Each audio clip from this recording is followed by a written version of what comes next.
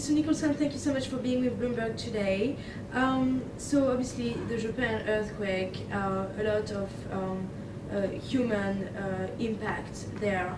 But if we also look at long-term effects on the technology and the telecoms and the supply chain, what is the impact that we see at the moment after all these factories got shut?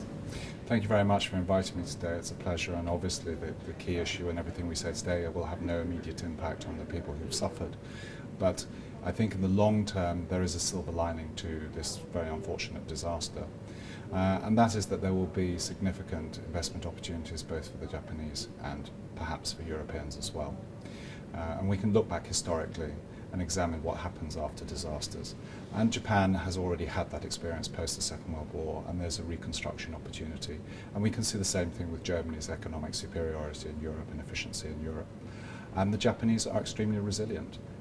They, in a way, are perhaps better prepared than anybody else to go through this particular crisis and to come out of it the other side stronger than they were before they went in. In terms of the specific areas, I think it's very stock specific in actual fact, and it depends largely on how each company has organised its supply lines, examined its risk potential, has it accounted for geographical risk as well as multiple supplier risk, etc. So the impact may not be quite as great as the market currently thinks. So do you think the market is maybe reacting somewhat irrationally? No, the market is reacting entirely rationally at the moment. When you consider the two factors that come into play here, one, that we've been in a bear market type of situation for 7 or 8 days in terms of the markets, and then when you consider the fact that there is no information, the market is reacting as one would expect it to react. It's entirely rational. In fact, one could argue it's surprising it hasn't dropped further. But in the same time, it's kind of hard for them to actually assess, because there's so many components. If you take like a smartphone, for example, there are many components that may come into effect in the supply chain. What do you think can actually track back all these specific components, and what is, in your opinion, the most worrying part of a smartphone or a tablet or that may be affected? Well, I think the key issue is, yes, of course they can track all their components. Most large companies that are listed, and we'd be very surprised to find one that wasn't, have extremely strong inventory skills. I mean, it's absolutely key to the way in which they control costs. So they'll be able to track everything back. That's not the issue. The issue is, what are the key components that could in fact disrupt their ability to sell and therefore generate further revenues? I think a couple that are worth considering and that should strike a chord with most people are the screens on smartphones. That's the single most expensive item in our view. And of course the semiconductors that are used within the phones. And you've got several issues here. In many cases, the semiconductors, when you have a properly organised strategy, can be reproduced in another region and certainly by another supplier. And all large suppliers will have that type of dual strategy. We would expect that, and if they didn't, that would be a serious issue. However, there are some specialist components within semis that you can't necessarily just quickly jump to another supplier. It can be a little bit more tricky, and it depends also on the supply arrangement, the length of partnership, etc. The other issue is that LCD screens in our view, or smartphone screens in our view, are perhaps the most bespoke item of the phone itself, and that again suggests that it could be a little bit more difficult to fill in the gaps for screen production. And the other issue is that the screen is the single largest cost item, as we've expressed in our view. So the argument that there will be a tightness of supply which will force up prices in the short term, that may be true on a speculative basis and literally in the very short term.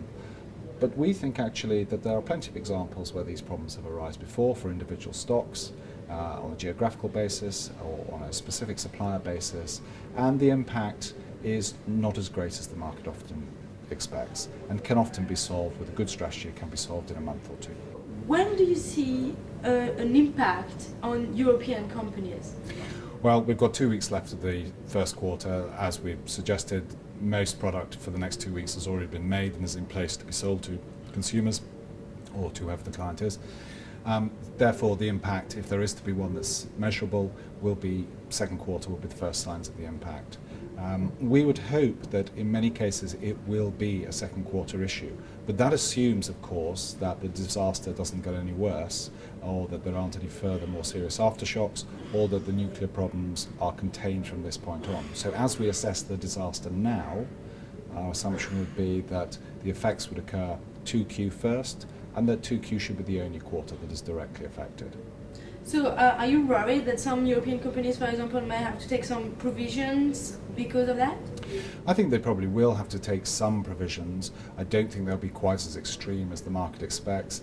I think the thing to look out for from an analytical perspective is whether or not this story is used to mask or perhaps grey out some other areas where companies might not wish the analytical community to focus.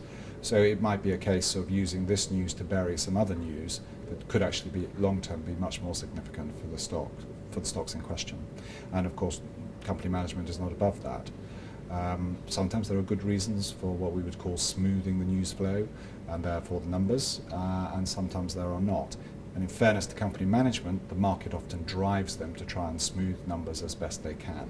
So it's not a direct criticism of management, it's what the market asks them to do effectively. It is simply an observation that management does do this.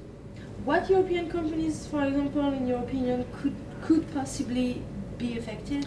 Well, I think of the ones that we're particularly interested in, Nokia would be a classic example. Ericsson would also be a classic example. There may well be also some feed through to the telecommunications companies on a larger scale, their handset sales, etc., launching new devices, competitive position, etc. One particular interesting angle directly for the telcos in the UK space is that the regulator now wants pricing to be changed so that it's more transparent, and that will mean further competition, which will mean slightly lower margins. If you combine that then with a shortage of handsets or higher component prices, meaning higher handset prices for a quarter, then there could be a little bit more of a squeeze than the community generally expects for 2Q stroke first half. So that's not very good news for Nokia or Ericsson. No, or Alcatel for that matter. On the other hand, although there's a potential short-term squeeze, there may well also be a long-term opportunity for the network arms of those businesses. There is a reconstruction opportunity, and they may well be able to offer advice, they may well be able to offer product, they may be able to offer services on networks that are perhaps built by Japanese or Chinese constructors.